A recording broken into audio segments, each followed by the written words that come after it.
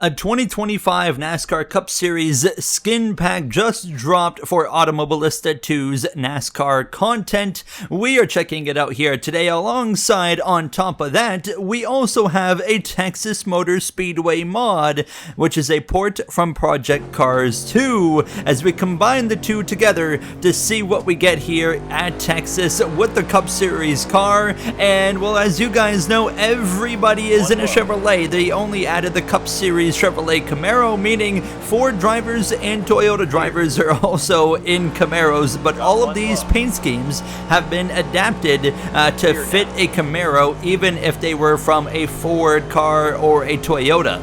You can download the pack with the link down below in the description from Henrique put this together. And for the track, like I said, it was actually a conversion from Project Cars 2, and it was actually Rocky TM and GVSC that did the conversion mod, as well as someone named Wolf for the GUI track maps and Feel for beta testing. So shout out to them, as well as, yeah, the track has its issues here. It's a mod, it's Automobilista 2, it's a Project Cars track, and yeah, oval racing in Automobilista 2's not that great in general, as we talked about in the last video showcasing the NASCAR content overall. Now the next race I'm going to do actually is somewhat better at Indianapolis, but as well, I mean, you look over on your left side of your screen, so alongside all the real life paint schemes that we have, we also have real life names to sync up with those schemes. So I'm passing Noah Gregson there. You got Riley Herbst, that 35-23-11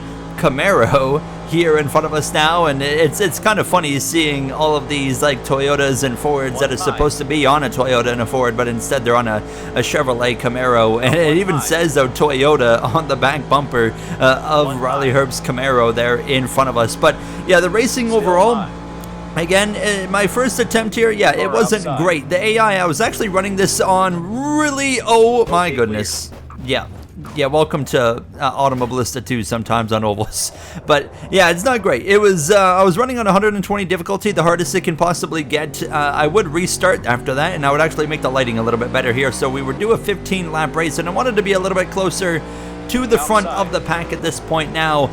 But yeah, the racing, it's overall not incredible. I mean, they still, even in this modded track, do this thing where they run down onto the apron, and you know, there's no such thing as, say, you know, riding the top against the wall and gaining momentum down the straightaways. There's nothing like that, and the racing just really struggles when it comes to AI on oval content. But I still wanted to show you guys this. I know some people have been wondering if they should get this, and I mean, you know, it's up to you to determine that now, as we were racing pretty hard right here. A bit of 3 wide on the exit of turn 4, but right here into turn 1 is so dank between the AI and then the 3 car of Austin Dillon jumps all the way down to the apron. Now the road course content, that's where this not only NASCAR content, but on top of that, just the game in general, that's where it really shines. It's in general a road racing game, so of course that's kind of where the bread and butter is at when it comes to of course Automobilista 2. So next video I'm going to do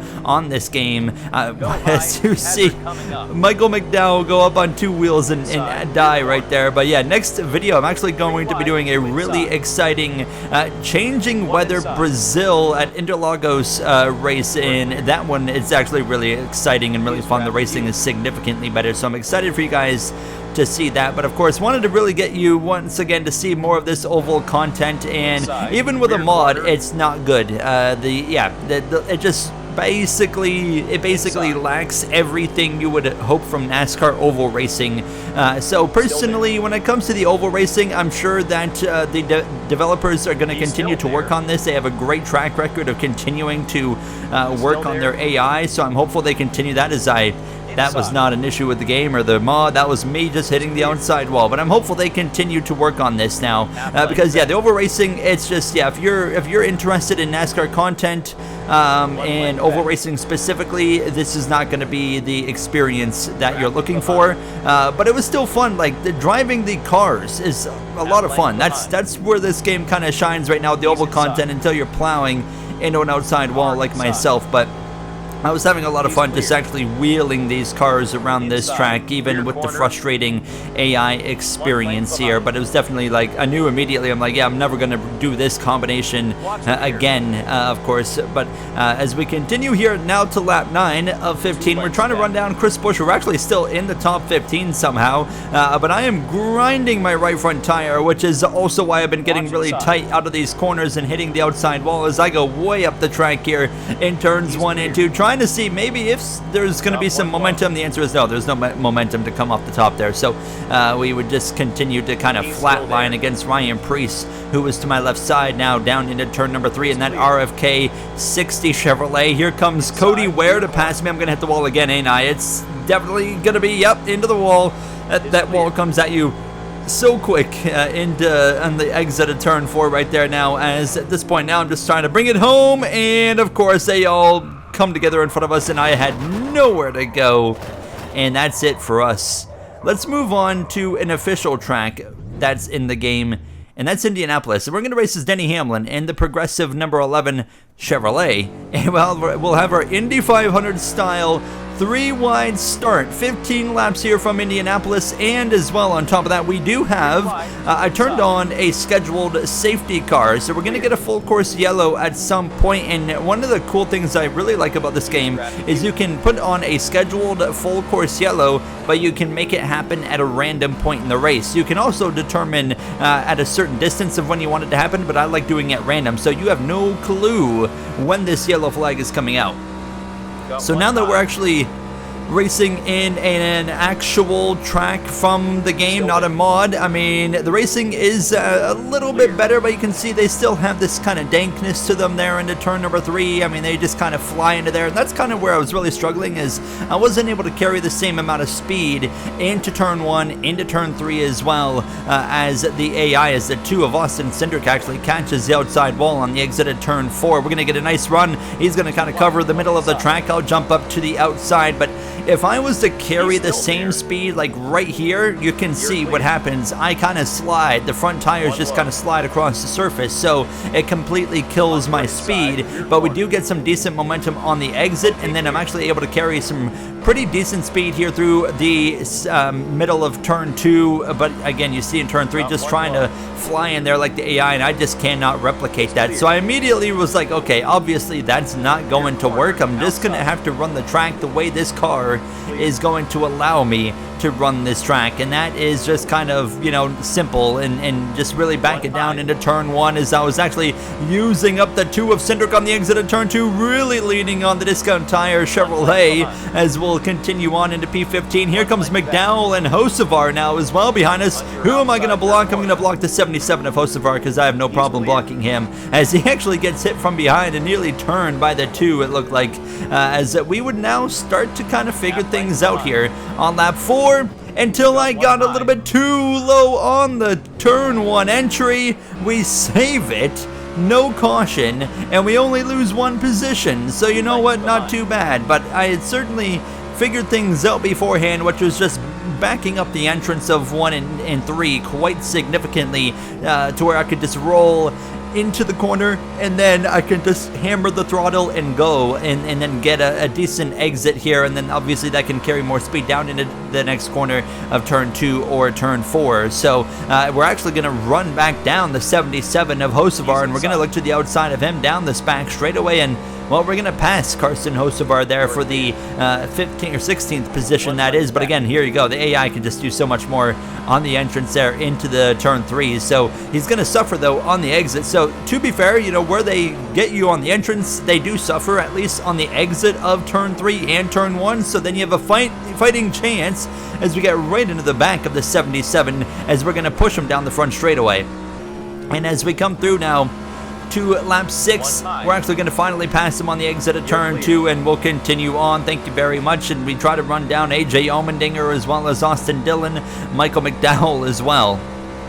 We are as well making up some decent time on them now that I've kind of like figured out how to run this track with this car combo. As 77 closes up right to the back of me. I just love the engine sounds, by the way. It's just absolutely beautiful. As they actually, as I caught the wall, they did as well with McDowell, and that completely killed the momentum on both him and Allmendinger. So we passed them both into turn 1, up into P14, right to the back of the number 3 of Austin Dillon as we exit turn 1. Oh, he actually checks up big time on the exit of turn 1. Then he overshoots turn 2. I'm gonna go up the inside, but I've gotten tight. We're gonna crash into the outside wall. That's gonna be a yellow, full course yellow. That's gonna override the scheduled full course yellow. It's gonna take that as its full course yellow that was scheduled. And now I would realize another mistake as we would get back going racing on the restart. So as you can see, it's just single file restarts here in Automobilista 2. We don't have double file NASCAR style restarts. But as I would get back going, I realized I was low on fuel. I only have 2 liters of fuel. I don't have enough to get to the end of this race, which is still 6 complete laps. That's a problem, obviously. So the game, even though there is enough fuel in a Cup Series car to do the race, the game doesn't actually give you enough fuel to start the race. You have to go into the setup yourself and put in enough fuel, which completely went over the top of my head. And well, we're gonna pay the price now for it, because I'm gonna have to pit like in another couple of seconds. I gotta pit this lap basically now, as the 2 is right behind me. Actually, the 2 hits me. He's gonna wreck himself. The 2's wrecked himself, which is perfect because I have to pit right now. So we would come into the pits and we're going to get some fuel. And as we come in and get the fuel, the next problem was I got fuel. I got new tires as well, by the way, but I would go a lap down during the pit stop. So that's a problem. We would be a lap down going into the restart, and unfortunately now coming to lap 13 means it's 2 laps to go for the leaders. It's turned into a complete disaster here in Indianapolis, and I was just like, yeah, okay, let's just bring this thing home and finish this up and you know, call it a day now as we go up the racetrack and let Noah Gragson through. We do got blue flags, but not really worried about that. We're just going to continue to push on for these final 2 laps here, and whatever happens at this point now. I'd kind of, you know, lost my sanity a little bit here with the oval combinations with the NASCAR content. But I mean, overall, like I said, I mean, the highlights for me weren't the AI racing. Obviously, it's just not good. But the actual highlights for me is the fun actually driving the car, this audio. I love listening to these cars, the Garage 56 cars the same way as well. I've got a cool Garage 56 video planned in the future, so stay tuned on that as we come through to the start of the final lap. But yeah, I mean, overall, the oval racing is not great, and well, when someone checks up on your nose again on the final lap, that's what happens. And I was ready to just like throw my wheel at this point now, as we're just trying to not get hit by other cars somehow and navigate my way away from getting hit there. But yeah, we're just gonna bring it home and call it a day. So yeah, oval racing, it frustrates me in this game. Next episode, next video, I got a really cool combo with NASCAR at Interlagos, which really shows the highlights of this game with the NASCAR content, and on top of that, it will be a changeable weather race. It's going to be super fun. I can confirm already, so I can't wait for you guys to at least see that as I burn it down, finishing 34th here in Indianapolis. I'll see you guys next time. Have a great day.